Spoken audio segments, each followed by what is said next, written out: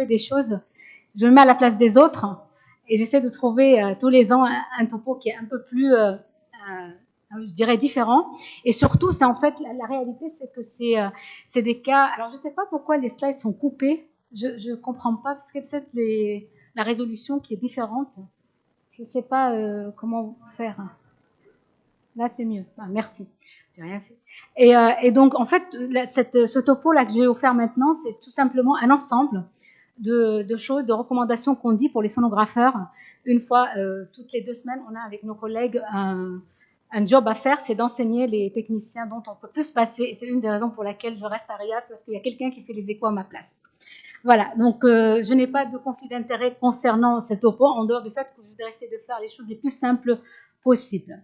Alors, voilà, je voudrais commencer par montrer l'amplitude du problème parce que le titre du topo paraît « Multiple Prosthetic Valve ». C'est vrai que ça paraît un peu curieux. Est-ce que c'est relevant? Est-ce que c'est relevant? Est-ce que c'est important pour notre pratique clinique? Eh bien, il y a un papier qui a été écrit par mon ami Dr Fadel en 2010 déjà, qui a repris 206 patients avec des triple valve surgery. Je sais qu'Amine est là en train de nous surveiller. Il va nous corriger éventuellement en tant que chirurgien si il nous donnait son expérience éventuellement. Des patients qui ont qui ont bénéficié de 3 chirurgies de valves en même temps à King Faisal. La principale étiologie, c'était des rhumatiques ou alors des repair failures, des réparations qui ont échoué avec le temps ou des prothèses, de dysfonction de prothèses dont M. Rodout nous a parlé. 35% avaient déjà des chirurgies précédentes, surtout les aortiques et les mitrales. Alors, après 15 ans de follow-up, il a suivi ces gens pendant 15 ans. C'est simple, 20% des patients sont morts, 50% ont eu une 4e chirurgie et 30% sont vivants sans aucune réopération, sans aucun problème. Donc, c'est quand même important de savoir le outcome de ces gens-là. Alors, les déterminants de pronostics à court et à long terme paraissent surprenants d'après ce papier. La mortalité précoce était drivée par l'âge. Autrement dit, plus on était âgé, plus la mortalité opératoire était élevée. Ça paraît évident, mais par contre, la mortalité late, c'est-à-dire à long terme, était drivée surtout par la fraction d'éjection. C'est curieux, ça paraît que la précoce n'était pas menée par la fraction d'éjection de façon indépendante. Et la réintervention de valve était drivée essentiellement par le type de chirurgie et le type de prothèse. Quand c'était mécanique, le taux de réintervention était plus faible. Donc, c'est important. Ça, c'était en 2010. J'ai regardé, je suis allée voir notre coordinateur et je lui ai dit, qu'est-ce qui se passe en ce moment à King Faisal? Eh bien, ça n'a pas beaucoup changé. Par an, on a 500 chirurgies globales, 50% sont des CABG et 50% sont des chirurgies valvulaires. Donc, sur ces 250 chirurgies de valves, on a à peu près 125 qui sont des multiples chirurgies, c'est-à-dire plusieurs valves à la fois qui sont changées ou remplacées ou réparées par an. Alors, probablement, ce chiffre vous paraît beaucoup. Je ne sais pas les datas au Maroc. Probablement, je pense que ce n'est pas très, très loin. Ou alors, tout dépend de la... On a un professeur qui s'appelle Zoher Lalis, que vous connaissez, qui a peur de rien. Il peut ouvrir le patient ou la patiente 5 fois, 6 fois, 7 fois. Donc, peut-être le taux de réopération est beaucoup plus important avec 3 valves, 4 valves. Quand tous les cas sont désespérés, il l'envoie chez lui. Alors, ce chiffre, probablement, est en train de diminuer même à King Faisal. Pourquoi? Parce qu'on a les triclips, on a le mitraclip, on a le TAVI, comme vous le savez, partout. Donc, cette réopération sur réopération, avec un VD qui dysfonctionne et qui commence à vraiment ne plus supporter la chirurgie à 3 fois, 4 fois, eh bien, c'est en train de diminuer. Je n'ai pas trouvé de data des USA ou de l'Europe. Pourquoi? Parce que probablement, il n'y a plus de rhumatisme articulaire aigu, qui est la principale cause de ces triples chirurgies. Alors, le sujet principal, moi je suis échocardiographiste. Qu'est-ce que je dois m'attendre quand je suis en face d'un patient qui a une triple chirurgie valvulaire? Je ne dois pas m'affoler. Ça, c'est la première chose. La première chose, donc, je dois penser dans ma tête que je suis en train d'échanger une maladie multivalvulaire à quelqu'un qui a une multivalve avec un patient qui a des prothèses multiples. Donc, c'est à peu près les mêmes problèmes dans ma tête. Je veux dire, qu'est-ce que je dois m'attendre quand j'ai un malade qui est multivalvulaire, une insuffisance aortique, une sténose aortique, une insuffisance mitrale, tous ensemble, une insuffisance tricuspide. C'est les mêmes pitfalls que je vais rencontrer ici avec plus de difficultés, plus de chances de tomber sur quelque chose qui va mal que quand on a une prothèse simple, seule prothèse. Bien sûr, dire aux gens de ne pas vous déranger parce que le temps d'acquisition sera forcément plus long, le temps d'interprétation est forcément plus long, la qualité de l'imagerie est forcément plus altérée quand on a des prothèses multiples avec quelqu'un qui s'est fait opérer 2 fois ou 3 fois au niveau de plusieurs thoracotomies que quelqu'un qui a une valve native ou une seule prothèse ou une seule opération. Et puis surtout, ce que Aïcha a dit, elle s'est aidée de 2 recommandations. Je n'ai pas pu le faire parce que j'ai regardé 2 fois, 3 fois les guidelines de William Zorbi et des guidelines en cité, il y a 0 sur les multivalves.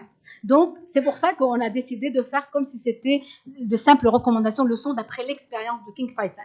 Les premiers challenges, c'est les challenges hémodynamiques. Quand on a une prothèse valvulaire ou une multiprothèse, on va avoir un challenge pour évaluer les pressions de l'oreillette gauche. Quand on a une prothèse tricuspide avec pas de régurgitation intravalvulaire, on aura des challenges pour évaluer les pressions pulmonaires. Quand on a une prothèse pulmonaire, on aura également des challenges pour avoir les pressions pulmonaires, surtout si les pressions à travers l'homographe ou la prothèse pulmonaire est élevée.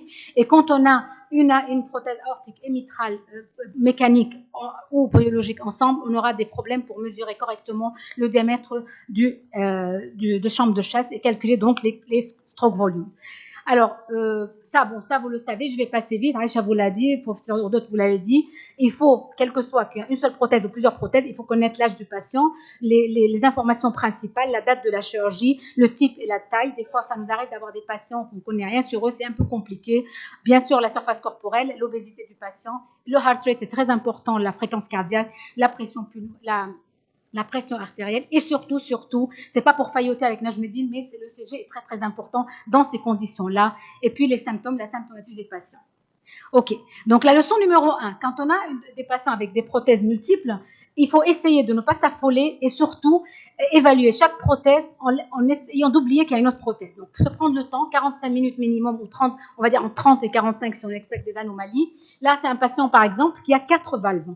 Il a une valve mitrale, une valve aortique, une pulmonaire et une réparation tricuspide. Donc, je prends valve par valve et je fais le 2D. Ensuite, je passe aux couleurs. Ensuite, je fais le Doppler. Parce qu'on a tendance souvent à aller directement au gradient, on a envie d'aller directement au gradient, et bien non, il faut passer un certain temps pour regarder la valve en 2D, et puis on fait un protocole, un type de report dans ce sens-là. D'abord le rythme, atrial fibrillation ou pas, parce que ça va influencer la difficulté de l'étude pour dire aux gens pourquoi on n'a pas pu faire cette imagerie. Mechanical prosthesis, no evidence of dysfunction. Mechanical aortic, no evidence or evidence of dysfunction, etc., etc., pour préciser surtout si c'est repair ou not repair, et puis voir si c'est une régurgitation intra-ring ou extra-ring. La leçon numéro 2, c'est évaluer le setting de chaque valve. Autrement dit, savoir où le chirurgien a mis la valve. Par exemple, dans le côté à gauche, là, MVR, vous voyez bien que la position de la valve, elle est supra-annulaire. Elle est en dessous de l'anneau. Pareil pour du côté de la valve aortique, le remplacement ici, vous voyez qu'elle est évaluée en supra, elle est au-dessus un peu élevée. Alors la troisième, l'image ici vous montre bien, on a demandé à notre chirurgien Firas Al-Khalid, et en fait, vous voyez qu'elle est très tiltée et le jet est très très excentré. Il n'a pas mis en parallèle à la route, la aortic route, mais en fait, elle est très tiltée et ça, c'était très gênant. Et la patiente, vous voyez, elle a un jet qui est très excentré, voire une insuffisance aortique. Donc, la position, le setting de la valve est très, très important. Le color Doppler est très important. Aïcha vous en a parlé un petit peu. Il faut savoir l'analyser aussi avant même de passer au gradient. Par exemple, dans le cas d'une prothèse tricuspide ici mécanique, nous avons fait ce papier cette année et c'est vrai que on a eu c'était un des rares papiers où on avait 56 malades qui ont une mécanique. Je sais que vous mettez plus de valve mécanique tricuspide, mais vous voyez, le jet couleur est très important pour évaluer cette valve qui est un peu compliquée à voir en ETT. Ça, c'est un flux laminaire central et large. Ça, c'est un flux normal. Donc, vous pouvez prédire à travers le jet qu'il n'y aura pas de complications, qu'il n'y a pas de dysfonction de cette valve. Par contre, tous les autres flux sont anormaux. Donc, à partir du moment où ils sont anormaux, il faut passer à la prochaine étape, c'est-à-dire essayer de commencer à regarder l'hémodynamique. Par exemple, des 3 flux turbulents et très très fins, ça c'est un signe de dysfonction. 2 flux turbulents avec des narrow jets, ça peut signer une obstruction. Et puis vous avez également des jets excentriques, single et toujours qui ne sont pas wide, c'est-à-dire qui ne sont pas larges. Et puis une turbulence qui est anormale, ça c'est pas bon. et on a fait un algorithme, je ne vais pas rentrer dans les détails, je n'aurai pas le temps de rentrer tout ça, mais voyez, en 2D, si vous avez une immobilité, une restriction, un leaflet que vous ne le voyez pas bouger, c'est une dysfonction de prothèse jusqu'à preuve du contraire, et vous allez plus loin vers l'ETO et le CT scan. Si vous avez un G qui est anormal, comme je vous l'ai montré, probablement dysfonction, et également faites un scanner ou une ETO, et là vous passez après sur les Doppler, une vélocité E supérieure à 1.6. Rappelez-vous, Aïcha vous a dit pour la mitrale 1.9, pour la tricuspide 1.6, gradient supérieur à 5 et TVI supérieur à 42 cm. Ça peut être ou un tachycardie ou un état de high flow ou alors une thrombose de prothèse. Si le PHT est supérieur à 157 millisecondes et l'effective orifice area est inférieur à 1.1, c'est probablement une obstruction, sinon c'est une régurgitation, mais en tous les cas, c'est anormal. Donc c'est vrai que il y a 3 étapes et c'est pour ça que c'est plus compliqué. La leçon numéro 4, donc vous devez toujours être capable de visualiser dans les cas des mécaniques leaflets en position mitrale ou tricuspide. Si vous ne voyez pas les 2 leaflets bouger, il y a forcément une anomalie avant même de passer au gradient. Donc, quand vous ne voyez pas les 2 disques bouger, c'est qu'il y a un problème. Vous faites une fluoroscopie et vous voyez qu'il y a un seul leaflet qui bouge et l'autre disque ne bouge pas. En 3D, bien sûr, ça paraît évident. Mais en 2D, en transthoracique déjà, vous devez être capable de voir les 2. Or, vous ne le voyez pas. C'est la 2 chambres. Vous voyez en 2 chambres. Ça vous permet de voir les 2 leaflets bouger. Et ça, vous voyez qu'un seul qui bouge. D'accord? La leçon numéro 5. Attention à l'interprétation des gradients. M. Rodot vous a dit qu'un gradient normal n'exclut pas forcément une obstruction au flux. Et par exemple, ce patient ici à votre gauche, il a une fréquence cardiaque à 68, une vélocité à 1,4 mètres par seconde, le gradient est à 8,3, ça peut être faussement rassurant. Ce patient, on ne voit pas qu'il y a un leaflet qui bouge, il y a un disque qui est bloqué, donc c'est une thrombose de prothèse mitrale. Donc, les gradients normaux 8 à 3 sont faussement rassurants dans ce cas-là. Le PHT, il n'est pas très allongé non plus. Donc, c'est pour ça que j'insiste toujours sur voir les leaflets avant de prendre les gradients. Dans l'autre cas, un gradient prothétique élevé n'indique pas forcément une obstruction au flux. Il faut toujours regarder, par exemple, dans le premier cas ici, le CG. Et le CG, on voit un PR intervalle à 310 millisecondes qui allonge les gradients, qui augmente les gradients faussement. Vous avez un gradient plus le gradient moyen à 8 mm et le gradient pic à 14. Donc, ce patient-là, il n'a pas de dysfonction de prothèse, mais par contre, il a un BAV du premier degré qui fait que les gradients sont faussement augmentés. Dans le dernier cas, une valve mécanique aortique, vous voyez que les gradients sont augmentés à 64,35, mais l'aspect, comme Aïcha vous a dit, est triangulaire. L'index de Doppler DVI est 35%, donc supranormal, et le stroke volume est très élevé, 89 ml. Et vous voyez que le VG est complètement anormal, il est à 75-80%. Il a un état de high flow state qui explique que les gradients sont augmentés sans que la prothèse elle-même soit augmentée. Alors, pourquoi j'insiste sur le heart rate et les sujets? Parce que, bon, je ne vais pas passer beaucoup de temps là-dessus, mais le Gorlin, chose que ne fait pas l'équation de continuité, la fonction de Gorlin qui était initialement utilisée en hémodynamique prend en considération la fréquence cardiaque. Et la fréquence cardiaque, l'air valvulaire et le gradient sont corrélés, que ce soit du côté mitral ou du côté aortique. Leçon numéro 6, toujours reconnaître les normal findings on unusual valves. C'est vrai qu'on n'en voit plus maintenant des valves, des ball and cage, mais il y a quelques patients qui ont survécu, qui ont plus de 80 ans, qui ont 30 ans de valves.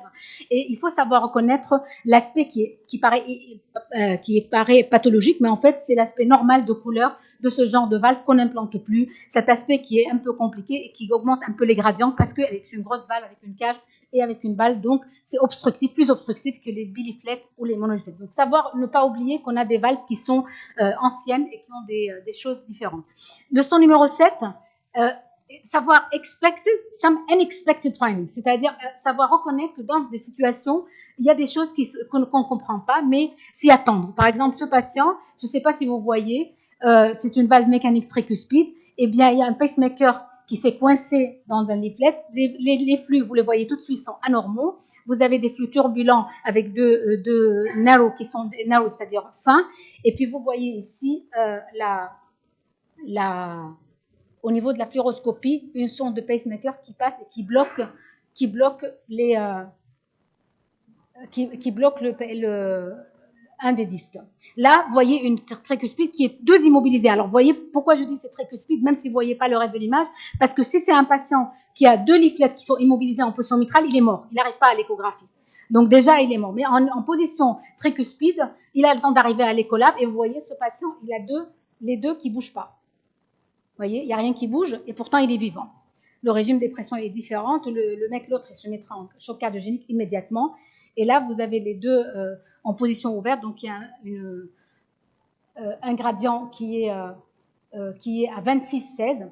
Et puis, le PHT, il est à 235. Donc, complètement obstructif. Et en plus, l'absence de clic, vous savez, les malades se plaignent toujours de leur bruit de valve mécanique, mais si vous ne voyez plus les clics, si vous les entendez plus, c'est grave. Il vaut mieux qu'ils les entendent. Donc, dites-leur toujours, si on ne voit plus les clics au niveau des gradients, c'est que ce n'est pas bon. Il faut se familiariser de plus en plus avec des nouvelles prothèses dans notre institution. Au début, quand on a commencé à faire les Tendyne, transapical view, j'étais complètement, je dis c'est quoi ce truc, c'est cette bête là, on voyait pas. Et en fait, petit à petit, on a commencé à discuter avec les gens qui font ce genre de valve transapicale et on se familiarise avec ce genre de gradient, ce genre de valves qui sont implantées et qu'on voit bien qu'ils sont complètement différents de l'aspect qu'on voit habituellement des valves opérées en chirurgie. Alors, il faut savoir se rappeler qu'il y a des complications potentielles lors de chirurgie mitrale et il faut reconnaître les limitations de l'ETT. Premier exemple, M. Rodot vous en a parlé, les thromboses de bioprothèse, on pensait que ça n'existait pas, mais en fait, ça existe dans le cas de dysfonction du VG, en cas de fibrillation atriale. Et vous voyez qu'à l'ETT, le gradient moyen et le maximum étaient à 30 et 15, les deux sont augmentés, alors qu'en cas de regurgitation, on aurait le pic qui est augmenté, le moyen, il reste normal. Donc, rappelez-vous, obstruction, les deux gradients montent, en cas de regurgitation, un seul. Et vous voyez que en ETO, on voit très bien les choses, on voit les deux... la thrombose qui cote totalement les deux leaflets. Les mechanical thrombosis aussi, il vous en a parlé. Pareil, ici, vous voyez qu'il y a un thrombus qui couvre les bi-leaflets. Donc, il faut juste se familiariser, en fait, si vous voulez, avec ces images. Ici, il y a une mechanical valve avec un leaflet qui est immobilisé total. Vous voyez ici. Voilà. Et les gradients, probablement, ils seraient augmentés. Je n'ai pas les gradients ici. Ici, c'est une endocardite. Il vous a montré aussi des cas. Vous suspectez en ETT, mais il faut la confirmer en ETO. Et puis, ça, c'est un exemple de cas. Tout ça, c'est des patients qui sont de notre labo, des valves and valve migration. En fait, il y a un déplacement. Il y a un patient qui a eu une valve and valve, et la valve, elle a bougé. Et vous voyez qu'il y a des regurgitations non seulement intra, mais aussi autour de la valve qui a migré, qui bouge. Vous voyez ici qu'elle bouge, elle n'est pas stable, elle est montée, elle s'est déplacée. Donc, c'est vrai que tout ça, il faut savoir le reconnaître. D'autres complications, vous savez qu'il y a une relation très étroite entre la valve aortique et la valve mitrale.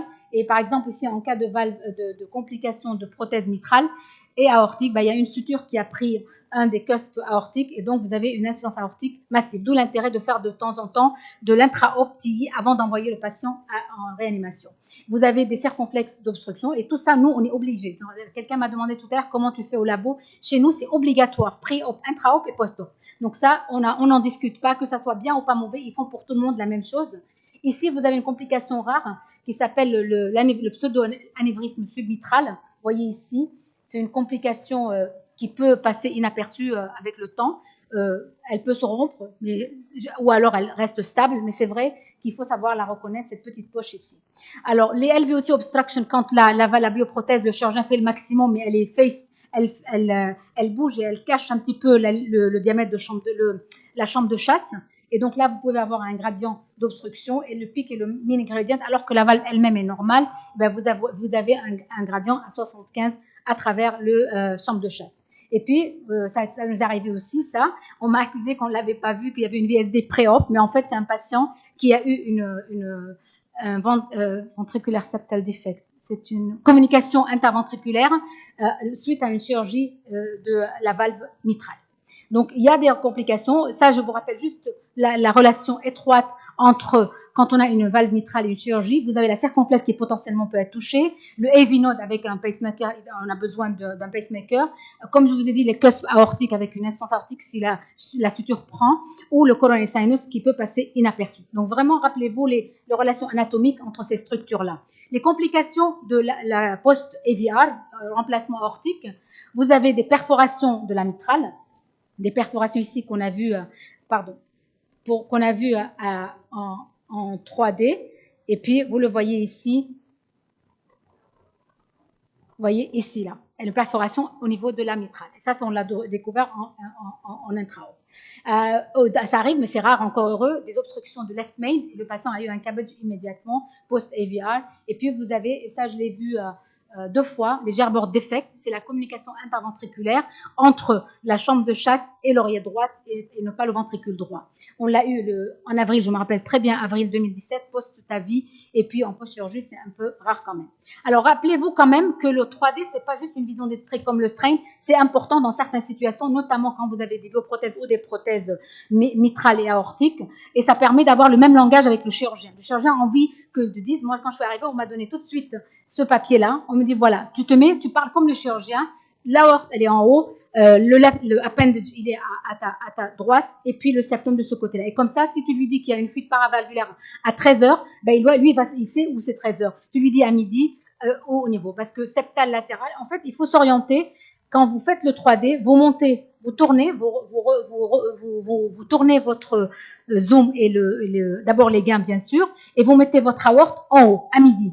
Et à partir du moment, lui, il voit la même chose. Et donc, quand vous allez lui dire qu'il y a un flux paravalvulaire au niveau, par exemple, à 10h, il sait que c'est du côté latéral, du côté de l'appendage. Ça, c'est très important à reconnaître. Et comme ça, vous décrivez un petit peu les fuites.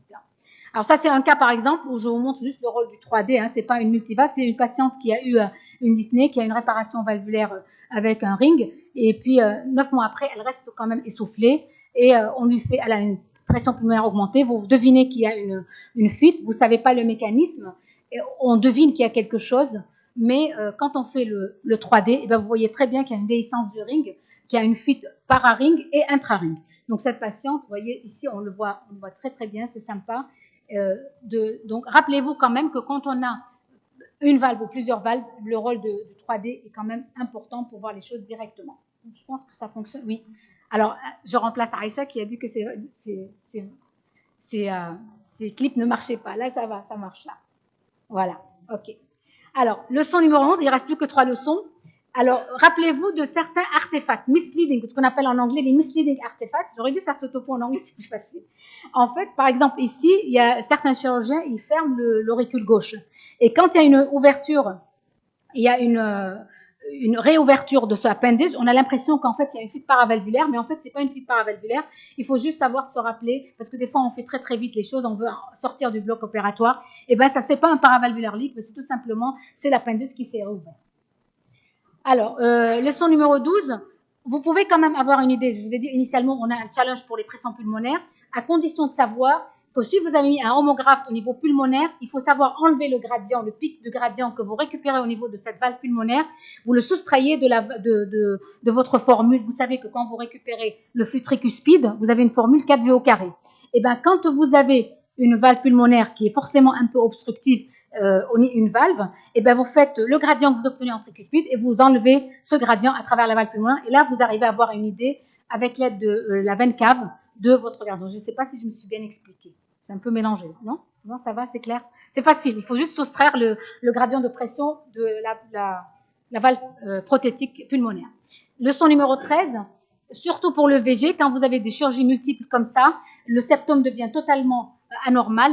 Il faut ne pas faire eyeballing parce que par eyeballing, on peut se tromper avec la fraction d'éjection. Ici, dans ce cas-là, vous voyez que la fraction d'éjection du ventricule droit est mieux parce que le septum travaille en faveur du ventricule droit et pas en faveur du ventricule gauche. Et quand vous faisiez le Simpson, ben vous voyez que c'est pas 50%, c'est moins de 40%, 37%. Donc c'est vrai savoir raisonner dans ce sens-là après de multiples chirurgies.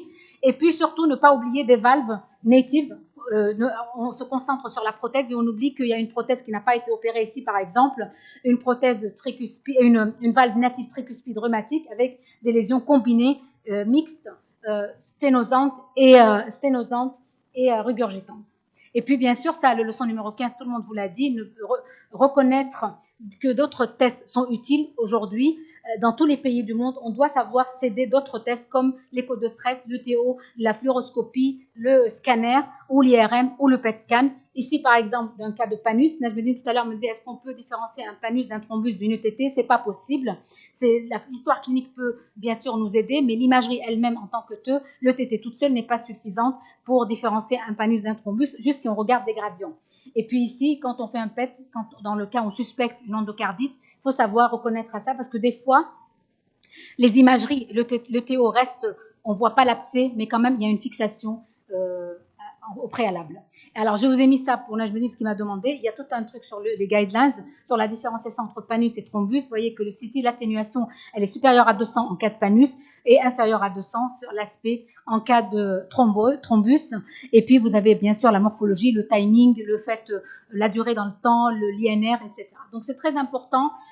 Moi, je trouve la difficulté dans mon expérience, c'est que si le radiologue n'est pas familier, ben, il ne va pas savoir nous aider. Donc, s'ils n'ont pas l'habitude et l'expérience de faire beaucoup de valves, il va passer à côté peut-être d'un panus. Franchement. Alors, thrombus, nous, en ETO, on arrive à faire, mais on en discutera tout à l'heure avec M. Rodot, mais c'est vrai que il faut avoir un bon radiologue pour ça. Et final recommendation, mes amis, évitez chez un patient de demander au chirurgien de mettre une mécanique, une biologique, ou le patient demander parce que l'avantage d'une est perdu par le désavantage de l'autre.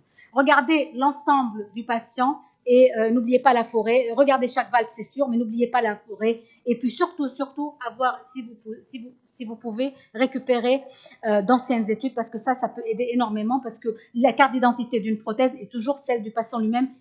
Il est témoin de lui-même plutôt que les dossiers que vous avez vus en littérature. Et je voudrais quand même vous rappeler toujours, et ça je le dis toujours, il ne faut jamais oublier, avoir l'humilité de demander de l'aide d'un autre collègue en cas de n'importe quel doute. Et je remercie toute cette team avec les sonographeurs, les infirmiers, les collègues, parce qu'on est toujours en permanence, est-ce que tu peux venir voir cette échographie, est-ce que tu peux venir voir cette valve. Et là, ça s'est agrandi, ça c'est une ancienne image, on est encore 15 de plus. Alors, j'ai essayé de faire le plus simple possible, avoir des cas, et puis je vous remercie beaucoup pour votre attention.